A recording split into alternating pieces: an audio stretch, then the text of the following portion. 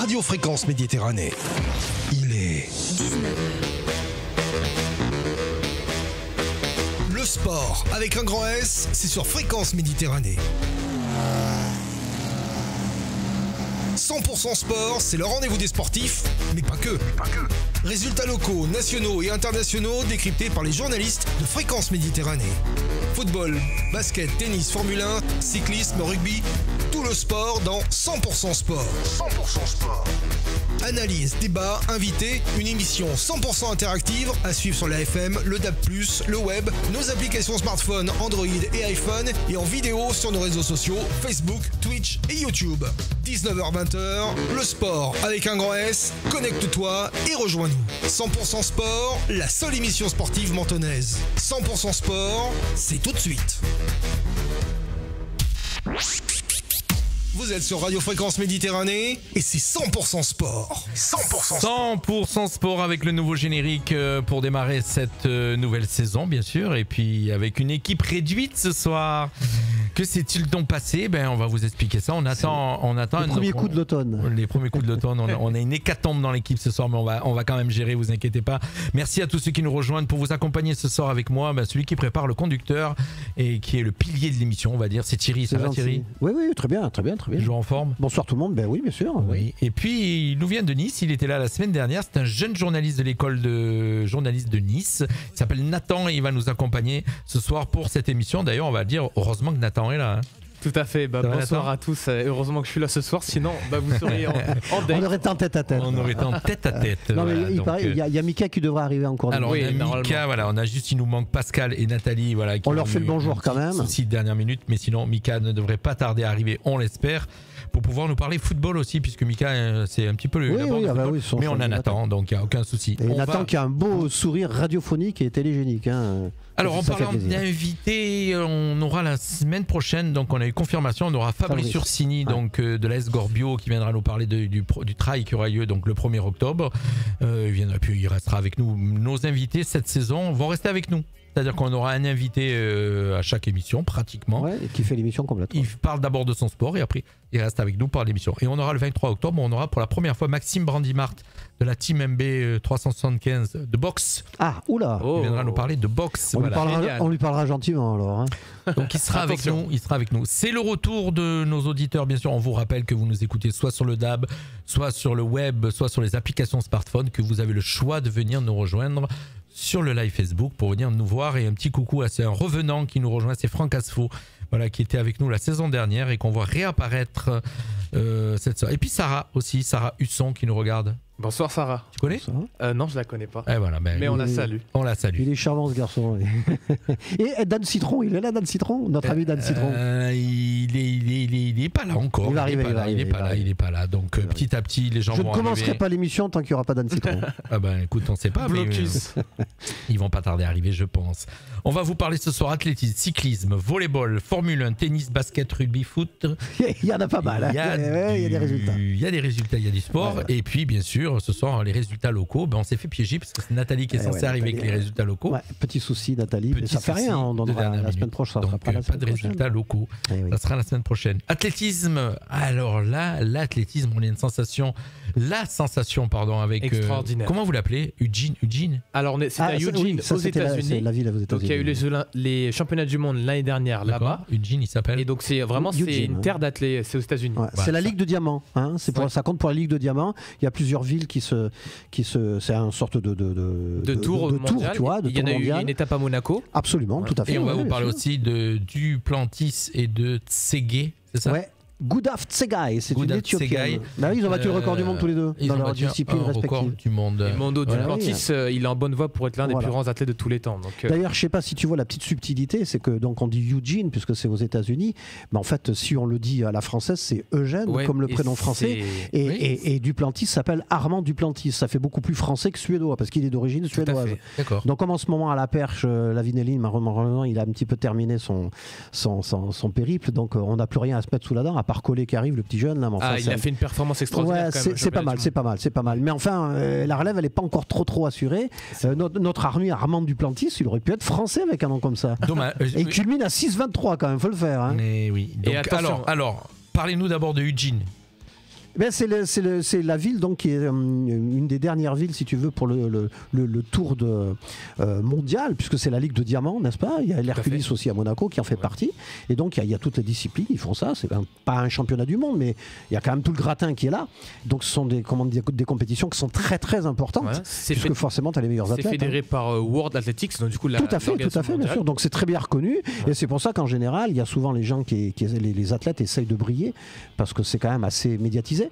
Et puis ça a été le cas, puisqu'il y a eu comme 2 records du monde qui sont tombés dans la même manifestation. Donc la petite Gudaf Tsegay qui a pulvérisé le record du 5000 mètres. Parce qu'elle a quand même tombé de 5 secondes. C'est quand même pas mal. Hein. 5 secondes sur 5000 mètres, il faut le faire. Hein. C'est pas évident. Et puis donc Duplantis, qui lui est passé à 6,23, $1 million dans la poche. Parce qu'à chaque fois qu'il passe un centimètre, il prend $1 million. Ah bah ça va, ça vaut avec le coup, son sponsoring. Je pense que ça doit motiver. Il vient de nous rejoindre. C'est notre Mika. Salut Mika. Par contre, Mika, c'était $1 million pour chaque minute de retard. Donc là, tu t'en tires pas mal. On va lui dire bonsoir. Voilà, il vient de nous rejoindre. Jade, bonsoir Jade. Alors, normalement, on avait un rituel l'année dernière. C'était Jade qui disait bonjour dans notre émission. Et voilà, ça faisait partie du... Après, on va la lâcher, elle va démonter le studio. Voilà. Ça va, Mika? Et vous-même? Ouais, et vous-même. Bonsoir. Ouais, c'est vrai que léger retard. Ça arrive. On a dit que l'équipe était réduite. Est-ce que c'est depuis que tu as raccroché les crampons? Écoute, pas foncièrement finalement. D'accord. Ils n'ont pas voulu le laisser partir. Je suis entre dirigeants et joueurs. Tu vas nous raconter ça tout à l'heure. Voilà, avec plaisir. Écoute, t'as raté le début, on était à l'athlétisme. Bonjour aussi à Michel Chauvelot et Jean-Marc Robert qui nous reçoivent sur le live Facebook. Enchanté. Et on les accueille bien volontiers dans notre émission. Record du monde, donc Duplantis. Record du monde, 6,23. 6,23, oui, j'ai vu aussi. Il a gagné un centimètre, il a pris $1 million. Et c'est surtout que, à mon avis, ça va être que pour un petit moment parce qu'il est vraiment capable d'aller chercher les 6,30 m facile. Ouais, quand on regarde les ralentis, il passe vraiment au-dessus. Hein. Donc Bubka, son record à la poubelle. Navilani à la poubelle, il va faire que améliorer son propre record, à mon avis. Qui se rappelle du record de Bubka? Ah bah il avait passé 6 mètres, c'était le premier qui a passé 6 mètres. Ouais, mais le record c'est 6,02. Oui, il a dû lâcher à 6. C'est incroyable. Sur 6,5. Après, la Villeni a cartonné très fort. Hein. On est à 6,23 là quand même. Ouais. Bon, après, il y a l'évolution du matériel. Hein, il faut quand même le prendre en compte parce que les perches sont quand même mieux aujourd'hui. Mais quand même, quoi. Bubka qui était déjà un phénomène, c'était un extraterrestre à l'époque. On est 20 cm au-dessus, quoi. Moi, je suis épaté. Si je dis pas de bêtises, Duplantis est fan de base du français, justement. De la Villeni. Il y a un très très beau reportage sur Amazon ou sur Netflix, je ne sais pas. La Villeni était fan de Bubka. Au point que Renaud Lavilloni, il a organisé son propre meeting à Clermont et Mondo Duplantis y était allé et c'était lui la star de la soirée. Oui, tout à fait. Ça avait fait grand bruit. D'ailleurs, Lavilloni s'est fait les ischios. Hein, il est bien blessé. Alors, je ne sais pas s'il sera quand même rétabli pour les Jeux Olympiques. Parce que quand même, il est médaillable. Hein, il est médaillable. 6,23. Ouais. D'accord. Ouais. La petite Tsegay. Alors, Gudaf Tsegay, c'est bon, tout le monde ne la connaît pas forcément. Je ne la connaissais pas spécialement non plus.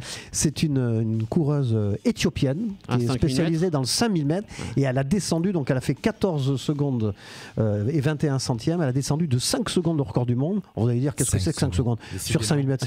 C'est énorme. Elle a pulvérisé. Il y a une culture du fond en Éthiopie, il y a une culture du fond au Kenya. Ils sont tellement forts en Tanzanie aussi. Éthiopie, Kenya, c'est des pays. C'est pourquoi. Et ils sont beaucoup plus forts dans les courses de fond que dans les courses de vitesse, hein, les Kenyans et les Éthiopiens. Tu sais, on sait pourquoi, hein, parce que quand tu as un lion qui te court derrière, il faut être endurant. C'est plus du sprint. C'est de la tradition là-bas et que dès l'enfance ils s'entraînent. Ils ont un niveau. Les cours pieds nus. C'est toujours la petite blague. C'est plutôt la petite blague débile en général. Ouais, mais c'est du sprint en général du coup. C'est toujours bon, ça y est. Tu te rappelles de la. Il y avait une. Il est content. Il a fait ça de l'acte de merde, il est content. Il est plus content. Je suis content. Ça se Il y avait une coureuse de fond australienne d'origine aborigène qui s'appelait Zola Budd qui courait pieds nus. Elle faisait les Jeux Olympiques pieds nus. Est-ce que ça serait autorisé encore maintenant? Je crois pas maintenant. Je sais pas. Tu ne peux pas participer. Mais à l'époque, elle était pieds nus, hein, Zola Budd. Hein, c'est incroyable. Hein. Et elle cavalait. Hein. Maintenant, il y a des chaussures d'extraterrestres. Maintenant, il y a des chaussures. Tout. C'est clair que le matériel. Ça participe à la performance. Duplantis, il a les meilleures pointes. Pas en course de fond. Mais en course de fond, il y a des sacrées chaussures. Oui. Ah ben oui. Oui, bien sûr. De toute façon, le matériel. L'évolution du matériel à tous les niveaux. Comme dans tous les sports. Hein. Et là, je te dis, Duplantis, bon, on va pas minimiser son exploit parce que c'est juste extraordinaire. Mais c'est vrai que les perches d'aujourd'hui sont quand même beaucoup plus, sophistiquées qu'elles ne l'étaient à l'époque de Bubka et encore bien avant avec Philippe Lévion et compagnie. C'est comme en tennis. Je veux dire, tu peux plus jouer. Bog, il joue avec des raquettes en bois. Il est cultivé, le petit, hein? Ouais, il se débrouille bien. Tu te rappelles de Galfion? Il a ressorti le nom, j'avais carrément oublié, moi. Oui, Jean Galfion. Philippe Lévion. C'est un de nos plus grands athlètes français et à la perche, il n'avait pas le même matériel qu'ils ont aujourd'hui. Non, c'est normal, bien sûr, ça évolue. Il faut dire qu'en athlétisme, on n'est pas non plus. Peut-être qu'on va se réveiller pour Paris parce qu'on est chez nous et qu'on sera animé d'une fibre patriotique, je ne sais pas. Mais on a quand même une belle génération qui arrive. Donc du coup, en athlète, je suis pas d'accord parce que par exemple dans le passé, on a eu Marie-Jo Pérec, on a Stéphane Degana, on est vraiment des légendes. Mais on a une génération. Il y a un petit potentiel quand même pour la génération qui arrive. On a vu sur le relais, par exemple, il y avait Théo Andan qui s'entraîne à Monaco. Donc le relais 4x400 masculin. Combien on fait en général aux Jeux Olympiques en médaille? On va dans le top 8. On est toujours le top 8. Top 8, une trentaine. En général, si on fait une quinzaine de médailles, on est content quand même. Mais c'est surtout les médailles d'or, on en a pas trop. C'est en quoi alors quand on est toujours dans les. C'est en hiver? C'est dans les sports co aussi. Dans les sports co, mais en athlète, on peut espérer que Kevin Mayer il nous rapporte la médaille d'or. Tout à fait, mais c'est vrai qu'après, il n'y a pas de certitude, de grosses chances. Allez, l'athlétisme, on passe à autre chose tout de suite, au cyclisme. 100% sport sur Fréquence Méditerranée. Le cyclisme, notre spécialiste n'est pas là ce soir. Oui, un petit clin d'œil à Pascalou là, qui nous a laissé, malheureusement le pauvre. Et la Vuelta, ça va aller très vite parce qu'on n'est pas des spécialistes, mais on est quand même obligé de donner le résultat de la Vuelta. C'est-à-dire que les résultats qu'il y avait la semaine dernière ont été entérinés. C'est-à-dire que c'était donc Sepp Kuss, l'Américain, qui a fini premier. Et ce sont surtout les 3 coureurs phares de la Jumbo-Visma, et il faut dire quand même que tout le monde est surpris que Kuss soit arrivé premier, parce qu'en fait c'était ce qu'on appelle le lieutenant, c'est-à-dire c'est quelqu'un qui court pour les autres, c'est le porteur d'eau, tu vois, il est là dans l'école pour les accompagner, pour faire les relais, pour mettre sur orbite Primož Roglič ou éventuellement Vingegaard. Et en fait ce qui s'est passé, c'est qu'il avait participé à une échappée un petit peu avant la montagne, disons officielle de la Vuelta, et donc il a pris le maillot de leader, et puis quand il est arrivé à la montagne, comme il était toujours là, il n'a jamais été décramponné, donc le mec il est arrivé tranquille malgré les coups de force de Vingegaard derrière. Après, je pense qu'il y a dû avoir une petite lessive interne où ils ont dit, écoute, de toute façon, il est devant, on va finir 3e, donc n'importe comment, l'argent rentre dans l'équipe puisque ce sont les 3 meilleurs. Et puis Vingegaard sortait du Tour de France où il avait gagné, il n'avait pas grand-chose à prouver. Et en même temps, l'autre, il passe de lieutenant à un statut un petit peu plus intéressant. Mais chapeau à eux quand même de faire un. Oui, voilà, ce que disait Pascal, c'est vrai que la Jumbo cette année, c'est. Ah, ils écrasent tout. Chapeau à Vingegaard aussi parce que sur le Tour, il a écrasé tout le monde et là encore, il est régulier. Il a performé encore. Il a réussi à dégoûter Pogacar, là, qui est même pas venu sur la Vuelta. Le problème, c'est qu'il est seul. Le problème de Pogacar, c'est qu'il est quand même tendance à être seul.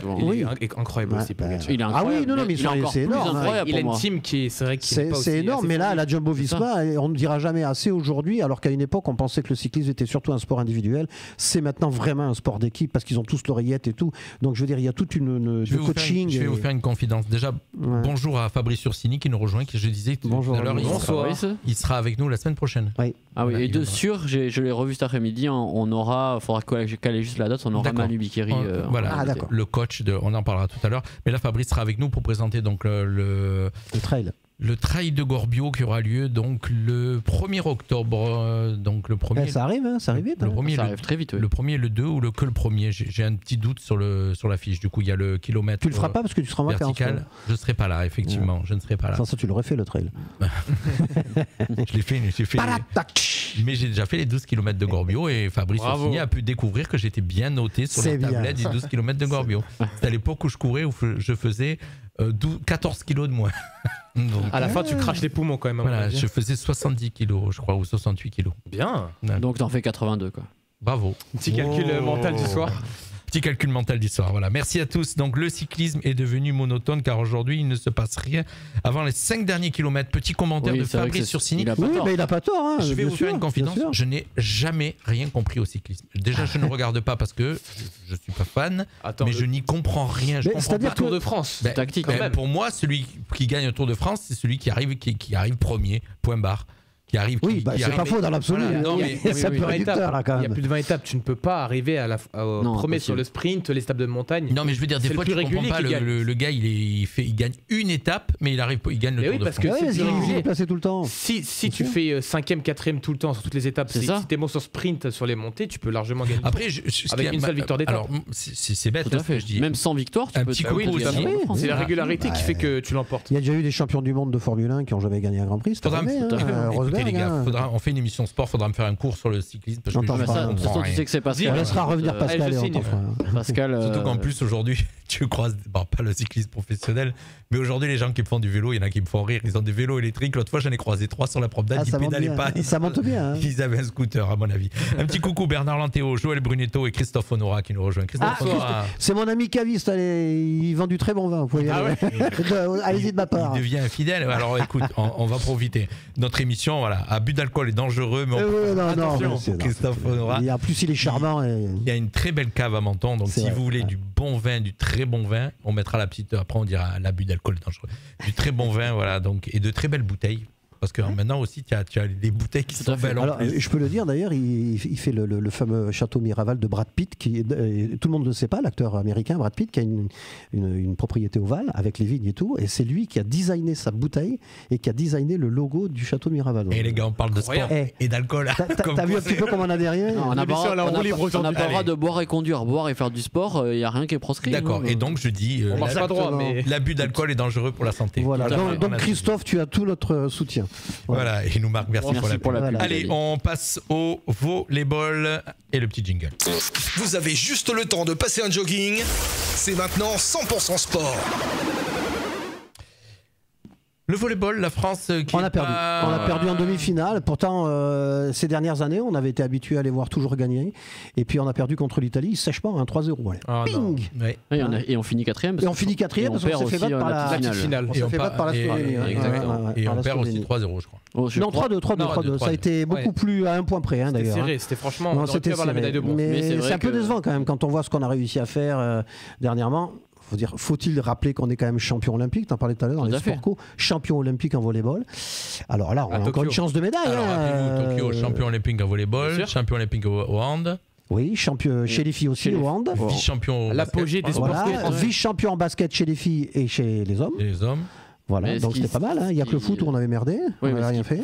C'est dommage du coup qu'après ça, je trouve qu'en volley on finit 4e et en basket j'étais pas là, mais on fait quelque chose. La question, on en a parlé la semaine dernière. Est-ce qu'on doit s'inquiéter du coup à quelques mois des JO? Non, mais moi c'est ce que j'appellerais quand même une petite piqûre de rappel. C'est-à-dire que de toute façon c'est clair, quand tu montes sur l'échelle des résultats, c'est toujours plus difficile de rester en haut que de redescendre. Voilà. Alors après, parce qu'il faut bien s'imaginer que les Italiens, les Polonais, les autres, ils travaillent, ils font ce qu'il faut derrière pour essayer de récupérer le niveau. Et puis l'équipe de France devient l'équipe à battre. Donc voilà, on est les meilleurs. Enfin, on a été les meilleurs à une époque. Dans tous les sports, on est l'équipe à battre. Non, mais je veux dire, il faut savoir assumer, c'est comme ça, quoi. Je veux dire, le match amical contre l'Allemagne la semaine dernière, je suis désolé, pour eux, c'était pas un match amical. En basket, voilà, à la Coupe du Monde, les Lituaniens, tout le monde, on était l'équipe à battre. Et ils s'en fait un régal de nous fracasser. Les Lituaniens, on les a battus 2 fois chez nous, chez eux, en amical, et on les a bien tolés. Et les Lituaniens, ils ont fini largement devant nous, parce que nous, je rappelle, on a fini. C'est bien pour ça que je trouve que en foot, on a tendance des fois un petit peu à dire mais là on a perdu, mais en foot, sur les 15-20 dernières années, quand même. On a une régularité assez incroyable. 4 fois en finale de Coupe du Monde. Oui, non, mais depuis 98, tu fais 4 finales de Coupe du Monde. Tu fais 4 finales. Et si tu réfléchis bien, les 2 qu'on a perdues, on aurait quand même pu les gagner aussi. Tout à fait. Ouais. Parce que celle avec le coup de boule de Zidane et puis la dernière, franchement, Colomboigny, s'il pique son ballon, il n'y a pas de pénalty. Et puis tu fais finale de l'Euro aussi entre temps. Donc, t'es toujours là quand même. Voilà. C'est vrai. Et tu gagnes une finale de l'Euro. Oui, tout à fait. Voilà, donc voilà. Très aigué. Merci. 100% sport sur Fréquence Méditerranée. La Formule 1, enfin, les Red Bull sont battus. On peut le dire. Enfin. Quel soulagement, ouf. La suprématie est terminée. Grosse erreur de stratégie de Red Bull. Oui, ça arrive aussi, parce que là aussi c'est des courses d'équipe et puis ça prouve que Ferrari quand même arrive à faire quelque chose. Là, ça a été Ferrari, ça aurait pu être Mercedes, parce que le petit Lando Norris, il était juste derrière là, avec sa McLaren. En Mercedes, c'est. De toute façon, les 5 derniers tours ont été incroyables. Les 3 derniers tours, ils se tenaient les 4 en 1 seconde. Le record du tour aussi pulvérisé par Hamilton juste à la fin. Donc voilà. Et puis Carlos Sainz. C'est dommage pour Leclerc qui est toujours dans les accessites. Lui, il a du mal à confirmer. Les Français en général, même Esteban Ocon, c'est un peu décevant. Cette année, c'est très décevant, Alpine. C'est dommage. Il y a Gasly qui finit 6ème, je crois. Oui, mais c'est vrai qu'il finit derrière Leclerc. Verstappen, Non, Verstappen, il n'a pas terminé 5ème. Leclerc est devant Verstappen. Leclerc devant Verstappen. Oui, donc ça va lui faire 5, 6, 7. Voilà, mais du coup, Verstappen est devant. Au classement. Verstappen, je ne vais même pas regarder là parce que ça sert à rien. Il ne veut plus regarder. C'est terminé le classement général. Et donc ça sera son Deuxième titre. Non, troisième titre d'affilée peut-être. Ça va vite. Bah oui, de toute façon, la voiture est largement devant. C'est incroyable. Tu sais, il y a une époque en Formule 1, c'est pas ce qui veut dire que si tu donnes une voiture comme ça à Charles Leclerc, il est premier. Je pense. C'est possible. Parce que c'est un très bon pilote. C'est possible, mais après. Cette année, oui, les deux années précédentes, on ne sait pas en vrai. L'année dernière, je pense aussi. Le niveau de pilotage qu'a Max Verstappen, c'est incroyable aussi. Oui. Mais je pense que si tu mets. Je pense quand même que Leclerc, sur les 3 années, il aurait eu un titre au moins. Avec parce qu'il a surtout pas gagné beaucoup de grands prix, quoi. Donc maintenant il va quand même falloir être un petit peu plus régulier. Qu'est-ce qui lui manque? Peut-être un peu la pression, je sais pas, parce que souvent aux essais il est excellent et puis après derrière en course. Vous parlez du petit Leclerc, c'est ça? Oui, en l'occurrence Sainz là il arrive, mais Ferrari a quand même encore un petit peu de mal. Ils sont derrière. La voiture est. Non mais laisse tomber, à mon avis dès le prochain Grand Prix Red Bull ils vont rectifier. Écoute, moi je pense que quand Charles Leclerc va savoir qu'on a Manu invité, Fabrice Ursigny invité et tout ça, il va vouloir venir. C'est ça. Il faudrait, mais à ce moment-là, il faudrait qu'il vienne hors saison parce qu'en pleine saison, ça va être compliqué. On a beaucoup d'invités, tu sais, nous faut qu'on cale. Et toi, tu peux pas essayer de nous avoir Wissam Ben Yedder? Wissam, mais je vais l'appeler. Je l'appelle dès qu'on a fini. D'accord. On va l'appeler. Moi, je sais, j'ai ramené chez où il habite, moi. Oh là là, t'as ramené sa voiture. J'ai ramené sa voiture, c'est vrai. J'ai ramené sa voiture. Ma fille a sympathisé avec John Brown III du basket. Oui. Donc la prochaine fois, on essaiera de ramener John III. Oh là là, on va avoir du gratin. Donc effectivement, Formule 1, les Red Bull battus, vous avez donné les résultats, on sait où on en est. Bravo les amis. On passe au chapitre suivant. On enchaîne ce soir. Il y en a beaucoup là. 100% sport sur Fréquence Méditerranée. Il est avec nous, Fabrice Ursigny nous suit. Il se prépare pour la prochaine émission parce qu'il va être avec nous. Donc, on va le chambrer un peu. On verra en fait s'il connaît bien le sport. On va le tester, Fabrice. On l'a eu l'année dernière, on sait que quand même c'est un féru. Il est costaud. Il aime un peu tout. Voilà, on va parler de tennis avec la Coupe Davis. Au revoir la France. Adios. Quelle surprise. Ah ouais, là on est. Là c'est quoi? C'est ironique là. Ah bah oui. Non, la surprise, on rigole. La surprise, c'est que Hugo Clément a quand même réussi à battre Cameron Norrie, le Britannique, qui est quand même pas mauvais du tout, qui est mieux classé que lui. Qui avait éliminé son gars pour sa dernière. Exactement, mais le problème, c'est que on n'avance plus en tennis, quoi. La relève, c'est incroyable. Il n'y a pas de relève. Je sais pas. Mais le tennis, on n'a jamais été exceptionnel à part des coupes. Quand même, à l'époque, on a eu des petites générations. Vinois, Forger, Butch, il y avait quand même des sacrés. On a joué la après, on a eu la génération Grosjean, Clément. Même le Comte, qui a fait rire beaucoup de gens. Ils n'ont jamais gagné. Non, mais ils ont fait des demi-finales, de Grand Chelem, ils ont fait quelque chose. Là, on est dans un creux incroyable. Ah oui, il y a rien. Moi, j'ai croyé un peu en Arthur Fils. Je trouve qu'il y avait un petit quelque chose, mais là, il s'est fait démonter. Le pauvre petit contre Evans, là, il a vraiment pas existé du tout. Et en double, ça s'est pas joué à grand chose. Encore pareil, à 2 points près, mais bon, voilà. Donc, on fera pas le fameux Final 8 de Malaga parce que c'est vrai que la formule elle a complètement changé. Pour le coup, c'est pas très grave. Voilà. Mais cela dit, les Américains, ils ont fini dernier de leur groupe. Je te signale au passage, tu vois. Donc, il y a pas de quoi non plus. Mais c'est pareil. Aux États-Unis, il y a une belle génération, mais là, c'est pas fou. C'est-à-dire qu'encore, tu peux terminer 8e et encore gagner. Voilà, ils adorent ça. C'est un peu comme le basket, c'est comme le rugby. Voilà, ça, ils adorent maintenant faire. Tout à fait. Mais c'est Gérard Piquet. Si je dis pas de bêtises, c'est Gérard Piquet qui fait la nouvelle Coupe Davis. L'ancien joueur du Barça. Ah bon? Alors on a un petit commentaire de Fabrice. Lui, il a je sais pas comment t'appelles ça, mais une production un peu sportive. Il a l'e-sport, il a une structure d'e-sport avec le streamer eBay. Et c'est vrai qu'aussi, c'est vraiment un businessman. Ah oui, maintenant, je sais pas. Il est de partout. On a un petit commentaire de Fabrice qui marque le problème de nos tennisman, c'est le mental. Mais d'ailleurs, en France, c'est pas faux. Si on parle de mental, l'exemple parfait, c'est Benoît Paire. Maintenant, la plupart des gens qui suivent le tennis de loin, quand ils vont voir les matchs de Benoît Paire, c'est pour son trash talk, parce qu'à chaque match, quasiment, il craque mentalement. Mais Benoît Paire, c'est pas un humoriste? Décidément, maintenant, ce qu'on voit plus chez lui, c'est Florian Paire. C'est ses compilations de quand il s'énerve, plutôt que ses matchs qui intéressent les gens maintenant. Tellement, après, moi, pour le coup, son mental fait que flancher. J'aime son honnêteté parce que j'ai vu une interview il y a pas longtemps où il dit que de toute façon il n'a jamais été capable de s'entraîner régulièrement, il n'a jamais été capable de s'impliquer. C'est dommage, je suis d'accord. Il avait un si beau potentiel. Mais moi j'aurais beaucoup plus de comment dire de donc en fin de compte il était juste doué. C'est ça.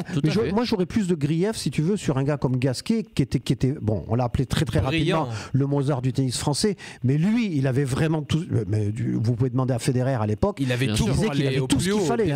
Lui, et même si on remonte encore plus loin, Henri Lecomte, dont la plupart des grosses caisses de l'époque, genre Borg, Bobo, comment il s'appelle, Boris Becker, etc., disaient que Lecomte, c'était le seul joueur de tennis qui était capable de marquer des coups qui n'existaient pas. Pour te dire, le type était incroyable. Il était capable de se faire sortir par un Thaïlandais qui était 325e à l'ATP et le lendemain il tolait tout le monde, les numéros 1 et 2 mondiaux. Un peu inexplicable. Voilà, c'est le problème. Est-ce qu'il n'y a pas un problème au final à l'initial à la FFT? Peut-être, je sais pas. Parce que tu te dis, bon. Alors, il y a donc déjà, bonne nouvelle, tu es content, il y a Dan Citron qui ça me fait plaisir. Enfin, on peut commencer l'émission. Dan Citron, je sais pas si. Bon, je suppose qu'il écoute, je veux le voir dans le bureau, je veux qu'il vienne ici. Dan Citron. Et il y a donc Christophe qui nous marque une fessée contre les Italiens. Ouais, c'est le volet, je pense qu'il un volet. D'accord, il est un peu en décalage. Christophe, notre ami gaviste, là, là il est en train de cuver. Il s'est pris l'orage. Il goûte ses vins. Il a 12 minutes de décalage. Il a un peu de ping, il s'est pris l'orage. Et oui, il nous marque, j'aime bien parce qu'on a en même temps, c'est une émission interactive. C'est ça, on a les auditeurs qui commandent. Il y a Gasquet Gasquet tout sauf le mental, nous écrit Fabrice, malheureusement. Oui, mais Gasquet, c'est vraiment dommage, hein, vraiment. Gasquet, transition, génial, basket. Voilà. Vous êtes sur Radio Fréquence Méditerranée et c'est 100% sport. Ouais, c'était une petite transition de jeu de mots. Gasquet, basket. Ouais, ça se ressemble. Étrange. Étrange la tu peux pas mettre ta blague, il est content là. Tu peux l'envoyer content. Attends, on fait la batterie là. J'ai pas compris la transition. Il a fait sa blague de merde, il est content. Je te signale qu'il y en a eu 2 aujourd'hui, j'y suis pour rien sur les 2. Hein. Donc là, ça change. Hein. Là, tu vas être content parce que le basket Monaco en patron, ça redémarre, il s'impose à Limoges 72-50. C'est jamais facile d'aller gagner à Beaublanc dans la salle de Limoges parce que Limoges, belle équipe quand même. Hein. Limoges qui a été le fleuron du basket France. Première équipe en sport co à être championne d'Europe, ne l'oublions jamais. Oui. Bien avant l'Olympique de Marseille, enfin tout sport confondu. Bien sûr, je parle. Hein. Et ils ont gagné, ils avaient perdu 2 fois l'année dernière tout en étant champions. Sans l'acheter 2 fois. Pardon. On va pas attaquer sur ça. Surtout qu'on a vu. Il y a la série sur tapis qui est sortie. Hein. Je dis ça, je dirais. Elle est très bien, je commence à la regarder. De quoi? J'ai presque fini. Il y a une série sur Bernard Tapie qui est sortie sur Netflix. Oui, mais là, tu la regardes. Je dois faire le dernier épisode ce soir avec ma femme. Donc, je partirai un peu avant. Samedi prochain, tu nous en parles. Non, c'est toi qui nous quitteras juste un peu avant. Oui, basket. Donc Roca Team, bien. Asvel, attention, gros recrutement à l'Asvel. Ils sont là Monaco aussi, gros mercato. Mais Monaco, en plus, ce qu'il faut dire, c'est qu'ils ont gagné Limoges à Limoges et il leur manquait quand même 5 titulaires. Hein. Lloyd, Kemba Walker, dont c'est la grosse interrogation. Mike James, il était là? Il était là, Mike James. Okay. Il a fait son match tranquille. C'est surtout Okubo qui a porté l'équipe. Il avait besoin de se racheter après le championnat du monde lamentable qu'ils ont fait lui et les autres. Vincent Collet, il a humilié en plus en. Oui, mais bon, c'était. Je suis désolé, mais c'était mérité. Il faisait son caca nerveux, il voulait pas jouer. T'es professionnel, tu joues jusqu'au bout, ou alors tu dis rien, quoi. C'est comme ça. Hein. Mais là, ils ont fait un match sérieux. Monaco sera là, mais je pense que l'Asvel a envie de récupérer son titre. Voilà. Et on verra en Coupe d'Europe parce que ça va arriver très très vite. Hein. Suspense. La Coupe d'Europe parce qu'il y a le Panathinaikos qui s'est renforcé. Alors Monaco a aussi présenté ses joueurs, a présenté sa saison la semaine dernière. C'était en fin de semaine. C'était mercredi soir. Ma femme y était. Ton épouse y était. Oui. Et à savoir qu'ils ont changé le parquet. Aussi, et j'ai un petit bout de parquet de l'ancien parquet. Ils ont changé le parquet et ils ont offert à leurs socios. Non, mais pour du vrai. À leurs aficionados. T'as un parquet chez toi? C'est vrai. Ils ont découpé le parquet en petits morceaux comme ça. Et moi j'en ai un petit beau à la maison. Ma fille en a récupéré un aussi. Je m'en sers de règle, moi. Alors mais qu'est-ce qu'il fallait faire pour avoir droit à ce bout de parquet? Il fallait être présent, il fallait être abonné, cher ami. Ok. Donc il faut prendre un abonnement à 1300 balles par an. Alors les abonnés ont été voir la présentation, ils ont pu faire des photos avec les trucs, acheter des écharpes, acheter tout un tas de trucs pour lancer la saison de Monaco. Monaco qui gagne donc et qui lance la saison et ils sont pu repartir avec leur petit bout de parquet. Avec 5 joueurs en moins, il fallait le faire quand même. Il y a un Strazel qui avait été intoxiqué à la salmonelle. C'est pour ça qu'ils ont arrêté le dernier match amical à l'Anadolu FS chez les Turcs là-bas. Ils sont rentrés en toute urgence parce que ça allait pas bien du tout. Il faut dire que Monaco est tout à fait capable de réitérer sa performance en Euroleague encore. Largement. Ils ont encore l'effectif pour aller loin. Largement. Alors, les dernières, ils ont fini combien? L'année dernière, rappelez-nous. Monaco. Oui. Ils ont gagné le championnat, ils ont gagné la Coupe de France, ils ont fini 3e en Euroleague. En Euroleague, ils sont allés jusque dans le dernier quart. C'était pas loin d'être le parcours presque parfait, quoi. Et pour ma part, je regardais pas trop le basket français et vraiment ils m'ont fait vibrer l'année dernière. C'était très bon. Grâce à Monaco. Moi, je peux te dire, je vois tous les matchs de Monaco à domicile. Jean-Luc est venu en voir quelques-uns avec moi. Ça joue grave. Ça joue vraiment. Et en plus, il y a une bonne ambiance. Et en plus, je vais te dire, il avait 2 places exceptionnelles juste derrière les commentateurs. Super.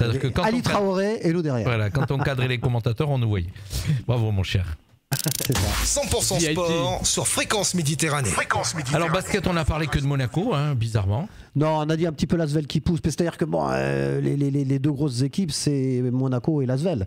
Après, bon, il y a d'autres équipes qui sont très bien. Il y a Cholet qui est pas mal aussi. Il y a Saint-Quentin qui est pas mal, une équipe dont on parle pas beaucoup, mais qui se débrouille très bien. On va les rencontrer d'ailleurs. Le premier match à domicile de Monaco, c'est Saint-Quentin. Mais par contre, le Valois-Perret qui a perdu Wembanyama, qui est parti aux États-Unis, qui a perdu Koulibaly, qui est parti aux États-Unis, et Traoré, je ne sais plus où il est parti. Alors eux, c'est Collet, l'entraîneur de l'équipe de France, qui était entraîneur de Valois, est parti aussi. Et là, ils se sont fait exploser de plus de 20 points chez eux. Normal, il va falloir qu'ils se reconstruisent. Là, l'équipe à reprendre complètement. Pour le coup, c'est dur. Hein. Alors, chers auditeurs, vous avez bien vu dans notre émission le lundi soir, si vous avez raté des résultats sportifs, on vous fait un résumé de tout ce qui se passe au sport. On essaye. C'est-à-dire qu'en fin de compte, vous pourrez demain à la machine à café, au boulot ou quoi que ce soit, parler sport, grâce à nous, puisqu'on vous fait un condensé de ce qui se passe. Ouais. Et voilà, on développe pas tout à 100%, mais au moins vous êtes. Et là, on est même un peu débordé quand même. Et on a un peu. Voilà. Il nous reste 2 gros dossiers à aborder maintenant. Alors, j'aime bien parce qu'il y a Christophe Odora, donc il s'excuse parce qu'il avait des clients. Il n'a pas pu tout suivre, il nous regarde en différé. C'est pour ça. Voilà, c'est pour ça qu'il peut dire ce qu'on veut, on le voit pas, on sait pas nous. Okay. Il y a toujours une bouteille qui est ouverte. On parle rugby juste avant de parler foot, les gars. Et puis après, ça sera le petit morceau foot, bien sûr, parce qu'on va parler équipe de France, on va parler championnat, et on va parler Ligue des Champions, et puis bien sûr l'exploit de Nice. Mais tout de suite, rugby. 100% sport sur Fréquence Méditerranée. Fréquence Méditerranée. Avec la sensation des Fidji. Bah oui, ils ont battu l'Australie. Extraordinaire. Et si l'Australie n'arrive pas à gagner son prochain match, l'Australie risque de passer à la trappe, les amis. Et on disait la semaine dernière, c'est l'Afrique du Sud qui était... Et je suis en train de regarder parce que j'ai pas l'équipe en tête. Oui, c'est le Pays de Galles. Le Pays de Galles a battu les Fidji. Okay. Et l'Afrique du Sud, ils ont mis 76-0 à leur vis-à-vis. Donc ils sont montés en puissance. Oui. Mais là, c'est une Coupe du Monde. En vrai, c'est vraiment génial parce que tous les cadors, tous les favoris, ils sont en difficulté. Il y a les écarts entre les équipes. Ils sont beaucoup plus réduits qu'avant. Comme dans tous les sports en général. Ils seront quand même là. Ils seront quand même là. Il y a juste là cette surprise des Fidji qu'on n'attendait pas, bien qu'ils avaient quand même battu l'Angleterre. Même si l'Angleterre, elle est pas terrible cette année. J'étais au stade, c'était pas ça l'Angleterre hier. Hein. Mais là, ce qu'on oublie de dire, c'est que quand il va y avoir le match Galles-Australie, si les Australiens n'ont pas la bonne idée de battre les Gallois, ils risquent de passer à la trappe. À la trappe. Incroyable. Et ça, à cause de leur défaite contre les Fidji. Il a lieu où ce match ? Je sais pas. Je sais pas du tout où est-ce qu'il va avoir lieu, mais c'est un match à voir. Galles-Australie, Pays de Galles-Australie, ça arrive là. Je suis patriote, je regarde les matchs parce que je trouve qu'il faut être patriote à regarder, mais c'est dur. Hein. C'est pas ton sport. Non, moi je les regarde pas, moi. Pourtant, patriote, moi. Je me dois de le faire, tu vois, en fait. Patriote et pour la radio. Non, sincèrement, je suis honnête, j'ai pas regardé les matchs de rugby. Bien, on peut dire un petit mot du match hier soir parce que c'était l'actu sportive locale. Pourtant, j'aime le rugby, attention. Hein. Mais je sais pas pourquoi. Je suis un peu dans cette phase où quand pareil, l'équipe de France jouait la Coupe du Monde, des fois, je suis tellement fébrile que je préfère pas regarder le réseau. Et pourtant, c'est peut-être une des Coupes du Monde qu'on devrait pouvoir gagner. Je dis pas qu'on va la gagner, mais on est favoris. On est dans les favoris, c'est clair. Alors avant de te donner la parole, mon cher, sachez que je l'ai annoncé, et c'est dommage, il y en a plein qui ne le savaient pas. La Coupe du Monde a été présentée à Menton, elle est venue jusqu'à Menton, la Coupe du Monde. Je vais en parler mercredi. Et tu vas en parler mercredi. Elle a été présentée donc à la Basilique Saint-Michel avec donc le président du club de rugby de Menton, et puis il y avait tout le gratin. Et elle a été donc ils ont été la posée sur la tombe de Webb Ellis, qui est au cimetière de Menton, le créateur du rugby. Alors il y en a qui ont marqué le probable créateur. Je ne sais pas pourquoi il y en a qui ont mis ce commentaire-là. Non, apparemment, c'est acté, c'était bien. Exactement. Et il y en a beaucoup qui ne savaient peut-être pas qu'il était à Menton. Il est à Menton, au cimetière de Menton, au cimetière du Trabuquet. Et donc, elle a été présentée à Menton, un truc. Donc voilà, il y a des photos et on mettra l'article ce soir. L'article était déjà diffusé sur Nice Matin, sur les pages de Facebook. Ça sera mon sujet de mercredi dans l'émission. Eh bien, on en reparlera mercredi, mon cher. Dans Sourire et Mélodie qu'on retrouvera par 19h. Voilà. Rugby, tu voulais nous dire quelque chose ? Oui, un petit mot, parce que du coup, j'ai eu la chance d'être au stade hier et qu'en vrai, c'était l'actu sport de la semaine sur la Côte d'Azur. Il y a eu Angleterre-Japon. C'était un vrai choc qui, franchement, je pense qu'il a un peu déçu les fans. C'est bien ce mot choc dans le rugby, ça va vraiment avec. C'est ça. Tu ne peux pas trouver mieux. Hein. Donc, du coup, les Anglais étaient en vrai archi favoris, mais les Japonais, on savait qu'ils étaient capables de créer la surprise et ils ont mis. Je pense qu'ils n'ont pas exploité toutes les failles dans l'Angleterre parce qu'ils sont méconnaissables depuis quelques années, les Anglais. Donc hier, ils sont imposés 34 à 12. Ouais. Mais franchement, dans le jeu, les Anglais, il y a clairement moyen qu'ils se fassent éliminer dans très peu de temps. Il y a eu quelques situations chaudes à 5 mètres de la ligne. Ils n'ont pas pu scorer parce que souvent, c'est le demi de mêlée qui a fait les mauvais choix. Il partait d'un côté alors que de l'autre côté, c'était ouvert. Même le commentateur le disait. Avec un peu moins de naïveté, je pense qu'ils auraient pu claquer un ou deux essais, les Japonais. Et c'était pas la même. Quand j'écoute Thierry, j'ai l'impression qu'il regarde tous les matchs de tous les sports. C'est vrai que je l'ai vu. Je l'ai regardé. T'as pas cette impression-là? Ah si. J'ai l'impression qu'il regarde tous les grands prix. Alors je l'ai regardé hier parce que de l'autre côté, je regardais Lyon-Le Havre et c'était une purge totale. Donc j'ai terminé et je vais même vous dire mieux, j'ai fini en regardant le film. Le titre va me revenir tout à l'heure. C'était World Trade Center avec Nicolas Cage qui passait de l'autre côté. Donc j'ai regardé ça parce que. Voilà. Alors, t'as fait triple écran. J'ai fait 3 trucs en même temps. Et j'étais en train de préparer la rubrique d'aujourd'hui. Petite correction de mon erreur, c'est au cimetière du Vieux Château et pas du Trabuquet. Je n'osais pas parce que j'ai sur le papier mais que j'ai déjà préparé pour mercredi. D'accord, mais Thomas était là, Thomas nous écoute et rectifie. Merci. C'est bien les auditeurs qui nous remettent dans l'axe. C'est interactif, merci Thomas. Christophe Honora, lui, nous remet pas dans l'axe parce que comme il a bu 3 verres de vin, donc il peut plus là. Ou ça tire à balles réelles. C'est pas sympa pour notre auditeur. Je plaisante. Il sait que je l'aime bien. Alors rugby, vous avez toujours la France, toujours pareil, vous la sentez bien? Écoute, on peut quand même parler puisque entre-temps, dans la semaine, entre lundi dernier et aujourd'hui, il y a eu le fameux match 2 de l'équipe de France. Et là, ça sera ton coup de gueule. Ça sera mon coup de gueule. Il en faut toujours un, le coup de gueule de Thierry. Il n'y a pas d'émission sans coup de gueule de Thierry. Je l'avais annoncé depuis le début. Je pense que c'est une énorme connerie de la part de l'entraîneur que je respecte énormément, Galtier, d'avoir changé 12 joueurs sur 15, qui est énorme. 13, il en restait que 2. Oui, 2 ou 3, enfin quelque chose comme ça. Moi, je pensais que c'était 12 qu'il avait changé, enfin, ou 13, peu importe. Mais c'est-à-dire quasiment l'équipe entière pour jouer contre des Sud-Américains qui, certes, n'est pas la meilleure équipe du monde, mais c'est des coyotes. Les mecs, c'est des coyotes comme les Argentins, donc ils ont le même ADN que ça.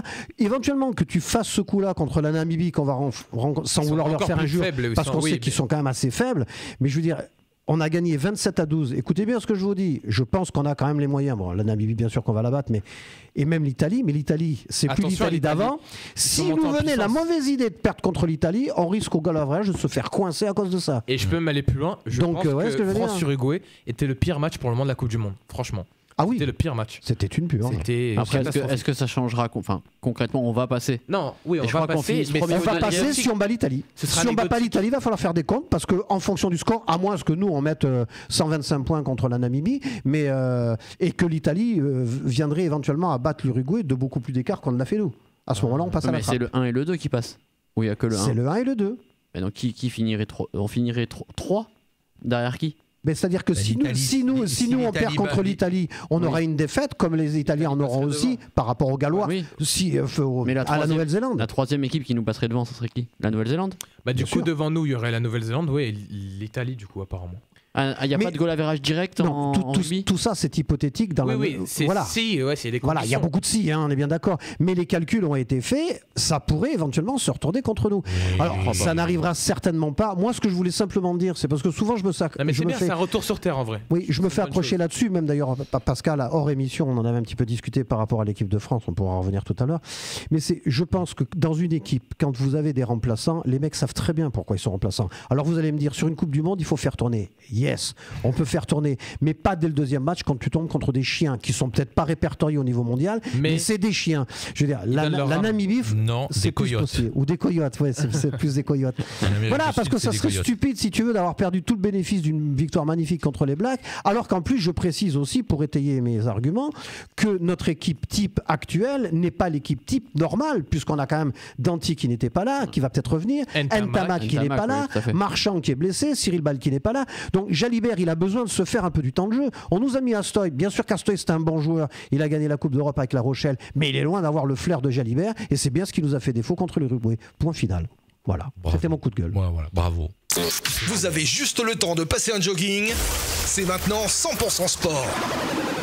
Allez, il est déjà 19h39 et il nous reste quelques minutes parce qu'il va nous quitter un petit peu plus tôt, Nathan. Oui. Donc on va parler football en premier de la Ligue 1, bien sûr. Et on va démarrer, bien sûr, avec mon cher Nathan. Tu vas nous parler un peu de ce match de Nice qui apparemment a réalisé le match parfait à Paris. Et là, je peux te dire, je suis content. Et oui, Jean-Luc, véritable exploit de nos aiglons. Vraiment, on a vu des aigles royaux vendredi dernier contre le PSG. Nice s'est imposé 3-2 sur les terres donc, de l'ogre parisien.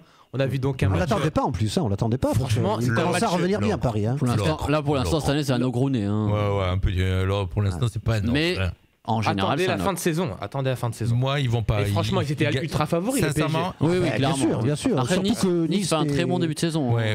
Ils sont déjà devant Marseille. Oui, très mauvais début de saison de Marseille. Mais donc si on analyse un peu cette performance d'anthologie pour les Niçois, donc déjà sur les 16 derniers matchs contre le PSG, ils étaient donc à quasiment que des défaites, 5 nuls et pour le reste que des défaites. Donc c'est historique pour nos Niçois en terre parisienne, c'est la première fois depuis 2009 qu'ils s'imposent là-bas. Et si on parle donc sur le plan individuel, sur le plan du jeu, on a vu donc le meilleur match donc, de l'équipe de Francesco Farioli. On a vu donc... c'est marrant parce qu'en fait, le jeu de Farioli, l'entraîneur niçois, c'est un jeu de possession. Et là, on a vu qu'ils étaient extraordinaires en contre-attaque, en transition rapide. Et donc, vraiment, les joueurs niçois étaient solidaires. Devant, ça douille bien quand même. Avec Mofi et Laborde, devant, ça va bien. Derrière, moi, je trouvais que derrière, on a une charnière d'exception avec Todibo et Dante qui sont hyper complémentaires, qui ont complètement muselé l'attaque parisienne. Il n'y a que Mbappé, évidemment, qui a sorti un très gros match. Quand même marqué 2 buts, il ne faut pas l'oublier. Mais vraiment, j'ai été surpris en bien par le jeu des Niçois. Et on espère donc... Bon, on sait la tradition niçoise, c'est qu'ils sont forts face au gros et trop fragiles face aux faibles. Mais là, il y a vraiment l'occasion de faire une grosse saison pour nos Niçois. En plus, il y a eu le Terem Mofi, comment il s'appelle? Alors, Terem Mofi, effectivement. Il a fait un doublé. Alors, match extraordinaire de Terem Mofi. Doublé et passe décisive. Bien sûr, qui a été doté de la note de 9 dans l'équipe, qui a fait un match d'anthologie, qui d'ailleurs est en clash avec Mbappé. On a vu donc sur ses réseaux sociaux qu'il a mis des posts de sa célébration où il enlève son maillot. Et donc, ça a déplu Mbappé qui l'a embrouillé. Sur le terrain déjà. Sur le terrain, à-dessus de la célébration. Et sur les réseaux, Terem Mofi en a remis une couche. Non, mais ça crée une mini-rivalité. J'en peux plus de ce Mbappé, j'en peux plus. C'est l'ego. Mais Mbappé, il est capitaine. C'est sa réaction logique de s'opposer à la célébration de Mofi. Il est capitaine de Paris aussi. Bien sûr, il est capitaine. Pour moi, je dirais pas logique quand même. Après, c'est l'orgueil qui parle. Imagine, il laisse faire ça. S'il laisse passer ça, c'est terminé pour le club. L'honneur du club, tu ne peux pas laisser passer une telle célébration. Donc c'est normal qu'il vienne l'embrouiller en quelque sorte. Oui, bon, c'est une bonne guerre, d'un autre côté. Je veux dire, mon fils était content. Est-ce que vous pensez quand même que par rapport pour Paris, c'est pas une petite piqûre de rappel, ça? Je pense que cette défaite, donc, elle arrive au meilleur des moments pour le PSG. Avant la Ligue des Champions, c'est bien. Parce qu'en fait, on connaît donc depuis le début de l'RQSI, le cercle vicieux du PSG, c'est le même chaque année. Et là, on en sort. Pourquoi? Donc chaque année, on le sait, on fait un gros mercato, gros début de saison. On finit deuxième des phases de groupe après une défaite cruelle. Et on se fait éliminer évidemment dès le 8e ou les quarts. Et donc on recommence le cercle perpétuel. Et là, je pense que donc on va pas changer, vous inquiétez pas. Là, on a un entraîneur, je pense, qui peut être là dans la durée, donc Luis Enrique, qui fait du bon travail pour le moment, et que cette défaite, en fait, elle nous permet de nous remettre en question et de rester humble. Il va s'en servir. Et je pense que demain, grosse échéance pour le PSG qui débute sa campagne en Ligue des Champions. Et il joue à Paris, je crois. Alors oui, c'est à domicile contre Dortmund qui s'est imposé. C'est jamais simple contre Dortmund. Qui s'est imposé dans les 5 dernières minutes. Ouais, ils ont gagné 4-2 avec Hummels qui les sauve. Mais Dortmund, attention, équipe très dangereuse. Ils font un bon début de saison aussi. L'expérience avec des champions. On le sait, Dortmund avait battu le PSG avec Haaland en 2020 pendant le Covid, même si on les avait battus au match retour. Et donc le PSG là va falloir qu'il monte d'un cran. On a nos auditeurs toujours, je commente, et qui nous rejoignent. Il y a Martine Gasparo qui est toute contente parce que Mofi a fait un doublé, bien sûr. Elle est de Nice. Et là, je crois qu'en ce moment, elle est en Lituanie, où elle est par là-bas en vacances, si je me trompe pas. Et on a Pierrot Couffet, lui, il est content. Et Toulouse, il se moque là. Voilà. Donc on en parlera tout à l'heure, mon cher Pierrot. Pierrot qui est le président de l'AS Monaco football féminin. Après, moi je voudrais juste revenir sur Paris. Vas-y, on revient sur Paris. Même si je trouve que Luis Enrique est un très bon choix et je pense qu'il est là dans la durée, mais je trouve que ça s'emballe beaucoup sur Paris cette année, alors que moi je trouve que c'est bien moins bon que ces 2-3 dernières années. De toute façon, ils font pas un début de championnat extraordinaire non plus. Parce que alors, il est français, je suis désolé pour lui, mais personnellement, Dembélé. Ouais, il n'y a rien de convaincant. Ouais. Il va vite, il dribble. Pour l'instant, dans la finition, c'est une catastrophe. Parce que pour créer le jeu, créer des espaces, il est fort, mais il manque cruellement de finition, c'est vrai. Même en équipe de France, je trouve que c'est pas un créateur de France. Il n'est pas titulaire indiscutable. En revanche, on peut clairement dire que par exemple Barcola ou Colomani et Ramos dans la rotation, ils peuvent clairement prétendre poser titulaire eux-mêmes. Moi, je mets un billet sur la table qui gagneront pas le championnat cette année. Et au milieu, il y a encore un problème au milieu. Comment tu peux dire ça? Qui tu vois être régulier sur 38 matchs? Ouais, mais Monaco? Non. Peut-être. On va se calmer, Nathan, quand même. Hein. Nathan, nos aiglons et tout là, on va se calmer, Nathan. N'oublie pas que t'es invité. Nice, on a oublié de te dire que c'est supporter de Monaco. Pardon. C'est le derby vendredi. Hein. Évidemment. Moi, je suis supporter de l'OM, je parle même pas. Monaco. Parfaite transition. À chaque fois, il va la faire. Je vais partir un jour. Il fait toujours chaud. Oh là là. Aujourd'hui, non, mais juste pour finir sur Paris, au milieu, encore une fois, s'ils perdent Ougarté 3 mois, je vous dis qu'ils sont pas bien au milieu. Oui. C'est là, il est au milieu. Justement, encore. Si on peut parler un peu du niveau du PSG pendant ce match, on a vu un gouffre au milieu. Donc il y avait Carlos Crème-Soler qui a débuté le match, qui était catastrophique dans l'ombre. Soler dans l'ombre. Mais on se demande qu'est-ce qu'il fait dans un club. On jouait véritablement à 10. Et en fait, avec l'entrée d'Ougarté qui revient donc de sélection, ça change tout de suite. Qui a été un peu préservé. directement, il a fait le job pressing et il était beaucoup plus. Moi, je fais confiance à Luis Enrique. Oui, c'est quand même un type qui est rompu quand même aux grosses on en revient. Nice, meilleur match début de saison. Alors Nice, donc c'est donc évidemment leur meilleure performance en termes de jeu ou d'émotion depuis le début de saison. Tout à fait. Et Nice est donc 3e de Ligue 1 au moment où on se parle et à l'occasion donc d'enchaîner. Donc comme on le sait, ils sont souvent forts contre les gros, avec donc le derby de la Côte d'Azur. Du coup, c'est un beau derby, premier, troisième. C'est la semaine prochaine, Monaco. Alors vendredi prochain, il y a donc un match pour la première place du classement. Sachant qu'en plus derrière, Marseille joue Paris. C'est vrai, on a 2 matchs de gala. Et Marseille vient à Monaco derrière. Donc là, sur les 4 premiers, ça peut vraiment bouger. Bien sûr. Moi, je l'annonce à l'avance. Pourtant, j'aime bien l'OM, tout le monde le sait. Mais moi, je pense que Marseille va plonger, là, mais de manière plus que significative, sur les 4 matchs qui arrivent. Là. Ajax, PSG, Monaco et Brighton, avec ce qu'on a vu déjà. Et je pense que l'entraîneur, je ne le sens pas du tout. Marcelino, attention, il est déjà remis en question. Du tout. Moi, je vous le dis à l'avance, s'il dégage, j'aimerais bien voir Galtier arriver. Après, on sait que Igor Tudor, il était remis en question début de saison. Il a prouvé. De l'équipe de rugby. Non, c'est pas le même. C'est un entraîneur aussi. Mais j'aimerais bien voir Galtier, qui est marseillais. J'aimerais bien le voir à Marseille. Moi, je suis désolé. Donc, pour revenir juste sur Marseille, l'entraîneur, on le sait que l'année dernière, Igor Tudor, au début de saison, a été très critiqué. Et au final, Marseille a fait une plutôt bonne saison. Mais cher ami, il faut reconnaître que dès le début, Marseille, vraiment, il laissait tout sur le terrain. Il y avait du jeu. Moi, je sais pas si tu as vu le match. Mais là, on peut pas tirer des conclusions. Il y avait rien. S'il faut, ils vont te contredire au prochain match. Mais qu'ils me contredisent, bien entendu. C'est pas contre Marseille, parce que c'est clair que je ne les aime pas, mais pas de supporterisme. Non, mais on critiquait Monaco souvent ces dernières années. Je prends Monaco comme Lille, les clubs qui changent beaucoup l'effectif. Marseille sur ces 3-4 dernières années, Longoria chaque année, il change entre 6-8 joueurs et des titulaires. Et l'entraîneur en plus. Et l'entraîneur. Et c'est très très compliqué de chaque année faire des belles saisons dans ces conditions-là. Parce que t'arrives pas à créer des automatismes. Enfin, il faudra m'expliquer pourquoi on laisse partir Gendouzi, qui est un véritable guerrier. Parce qu'il y a Unai. Et on a pris Kondogbia. Qu'est-ce qu'il amène Kondogbia, même s'il vient de Monaco, que tu l'aimais bien à l'époque. 19h48. Il y a des choses que je comprends pas. Correa, il y a 2 pieds carrés, cet Argentin, je comprends pas. Alors, il fallait garder Alexis Sanchez. Complètement.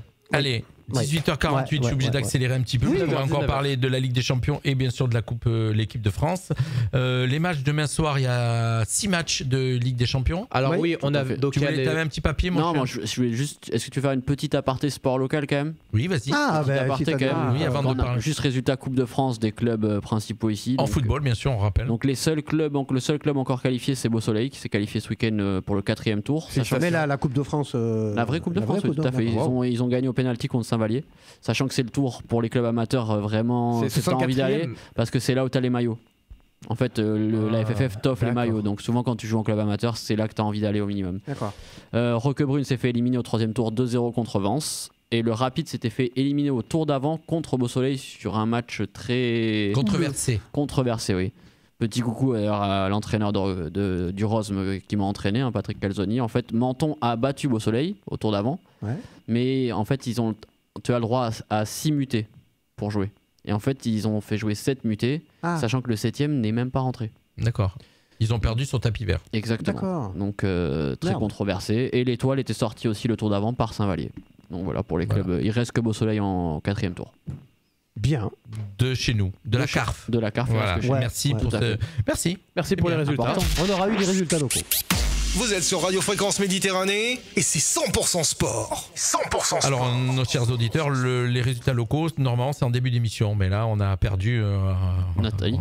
On va la retrouver. On va rassurer nos auditeurs. Alors, les championnats n'ont pas repris encore. Sinon. Demain soir, AC Milan, Newcastle, Young Boys de Berne contre. Oui, demain soir, il y a donc les cadors de la Ligue des Champions qui entrent en lice. On a donc 2 chocs dans le groupe du Paris Saint-Germain, avec Milan qui reçoit Newcastle et donc le PSG qui sera contre Dortmund dans vraiment le match que tout le monde va regarder.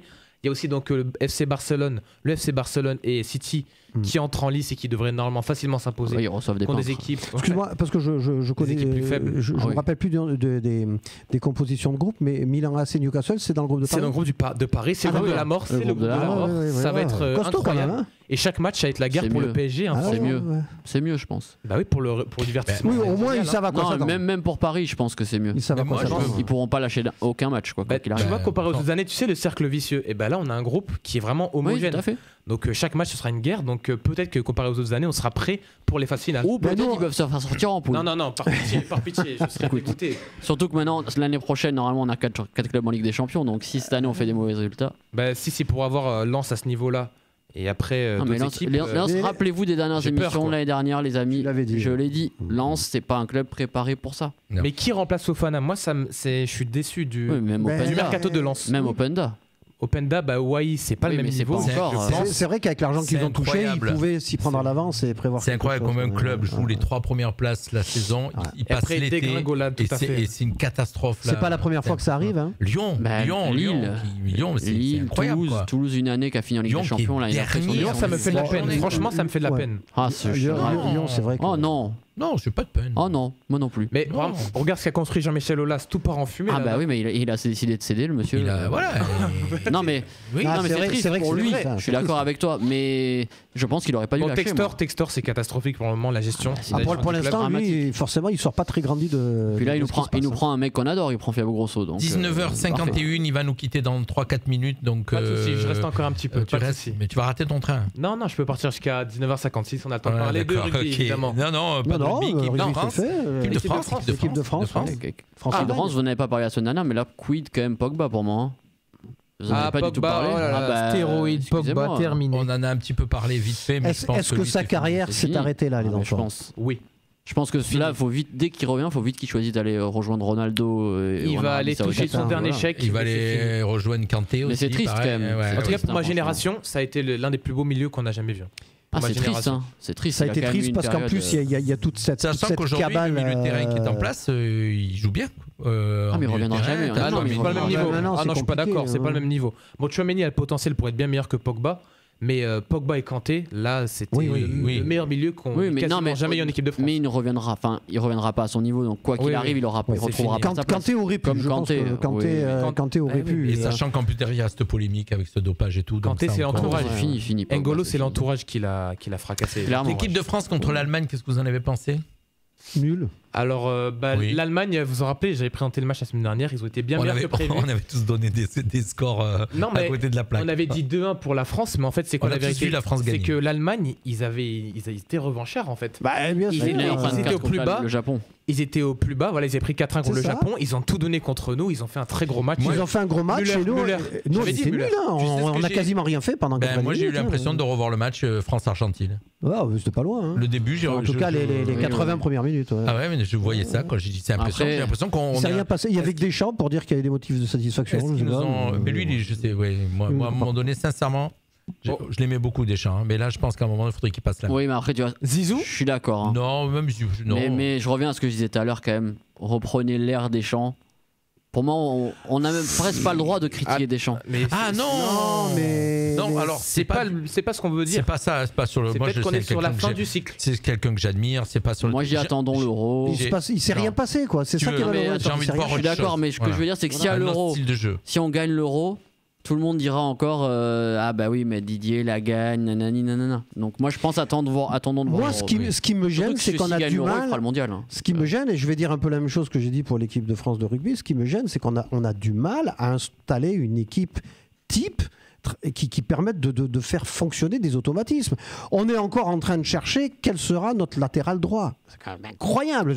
Tu vires Koundé pour mettre Pavard comme si tu savais ce qui allait se passer. Alors bien entendu, Pavard, il nous a mis 2 fois 2 buts stratosphériques, ok, mais il va pas faire toute sa carrière là-dessus, le garçon. Parce qu'il est vraiment, excusez-moi, alors où je vois pas les mêmes matchs que vous, mais je le trouve d'une discrétion absolue. Il monte, il redescend, il fait les passes en arrière. Même toi, tu vas le faire ça. Hein. Je suis d'accord avec toi. Franchement, je suis latéral, mais non, je préfère Koundé. Mettez-vous sélectionneur, franchement, on n'en a pas. Non, mais cherche. Il y avait une problématique, on n'en a pas. Une défense à 3. Excusez-moi, on va revenir à l'OM, mais je vois pas pourquoi il n'y a pas le petit Klaus. Tu peux pas. Le petit Klaus. On n'a pas de piston non plus. À droite, on n'a personne. Mais par contre, c'est vrai. Sinon, tu fais comme au mondial et tu brides Dembélé parce qu'au mondial, le pauvre, au final, il a joué. Mais je crois que Coman, il peut jouer à droite. Par exemple, Kingsley Coman peut jouer à droite. Oui, mais du coup, tu fais le choix et donc Dembélé va pas jouer. Oui. C'est vrai que vous regardez bien. Tu mettrais pas Klaus, toi, à droite, franchement. Il est quand même mieux que Pavard, quoi. Peut-être il y a un an. Là maintenant il joue sur une défense à 4. Oui. Donc je veux dire, je vois pas en quoi Klaus est moins bon que Pavard ou Koundé. Excusez-moi les gars. Ils sont très bons en défenseur central, Pavard et Koundé. Il y a Fabrice qui marque. Si la France faisait du jeu, ça se saurait. Et il y a aussi Pogba joueur surcoté pour moi, voilà, il nous met des petits commentaires puisqu'il nous a suivi toute l'émission et c'est bien parce qu'il y a Thomas, lui parlant, il nous écoute, il nous suit et il fait à manger pendant excellent. On oublie très vite, les gens ont tendance à oublier le Pogba de la Juve quand même. Le Pogba de la Juve, il était juste exceptionnel. Oui, dans une équipe exceptionnelle. Hein. Mais et il ne faut pas oublier non plus qu'en équipe de France, il était quand même réputé pour nous envoyer quelques caviars qui traversaient la moitié du terrain. On a un gros problème à droite. Autant à droite, on a un problème avec l'équipe de France. À gauche, on a les deux Lucas, donc pour l'instant, ils sont costauds. Il y en a même d'autres. Il y en a plein qui peuvent aller à gauche. Mais à droite, on a un gros problème autant sur l'aile, l'attaque, que la défense, le côté droit. Et d'ailleurs, si tu regardes bien, on a toujours des attaques par la droite. Bah tu m'étonnes, à la finale de la Coupe du Monde. Hein. Voilà. Et on prend des buts par la droite. Pour moi, c'est la stratégie. Pour revenir sur le match contre l'Allemagne, Serge Gnabry, côté droit, il a mis le bouillon à la défense française. Voilà. Et Leroy Sané à gauche aussi. Et tu regardes bien, à chaque fois qu'on prend des buts, on les prend par le côté droit. Pratiquement à chaque fois. Tout à fait. Après, moi, le débat de faire tourner, alors dans ces cas-là, le problème, c'est que tu as un 11, et quand même en France, il y en a une cinquantaine de joueurs qui peuvent venir en équipe de France. Et le problème, c'est qu'à un moment donné, quand tu as des matchs comme ça, pour moi, tu es dans l'obligation quand même de faire jouer un petit peu des mecs. Sur les matchs, ils vont jamais jouer. Sur les matchs amicaux, moi je veux bien. Après, je comprends ce que tu dis, Thierry. Mais moi, je le fais pas personnellement, je le fais pas contre l'Allemagne. Je suis désolé. Deschamps, il a déjà de toute façon en tête au moins 9 joueurs qui vont jouer l'Euro au titulaire. Oui, mais bien sûr. Allez, il va nous refoutre Pavard, c'est sûr. Il nous quitte un petit peu plus tôt, on lui dit au revoir, on lui dit bye bye. Salut Nathan. Merci pour l'accueil, c'était une super émission encore. On était en comité réduit, mais merci pour l'accueil. Et surtout bravo à toi, parce que pour un petit jeune, je trouve qu'il il assure bien. J'ai vu tout à l'heure, il nous a envoyé un petit très aigué, genre. Ouais, je connais très bien. Alors juste pour sur YouTube, j'ai vu. Chers auditeurs, il nous quitte parce qu'il va vite à l'attraper son train. Il vient de Nice, il vient exprès de Nice. Il est étudiant en école de journalisme de Nice. Il est passionné de sport. Et tu vas comment, la gare? Et on espère vraiment qu'il voilà. Donc ciao, allez Nathan, on te laisse y aller. Vas-y, fonce, sinon tu vas rater ton train. Tout à fait. Bye. Merci à tous. Merci Nathan. On arrive, on termine l'émission. Donc équipe de France, décevante. Mais bon, match amical. Sur l'ensemble du jeu, faut dire désolé. On en a parlé encore avec Thierry parce qu'on s'est vu entre temps. À droite, si on regarde vraiment depuis moi, mon dernier souvenir de vrai arrière droit, c'est Willy Sagnol. Donc pour vous dire à quel point ça remonte.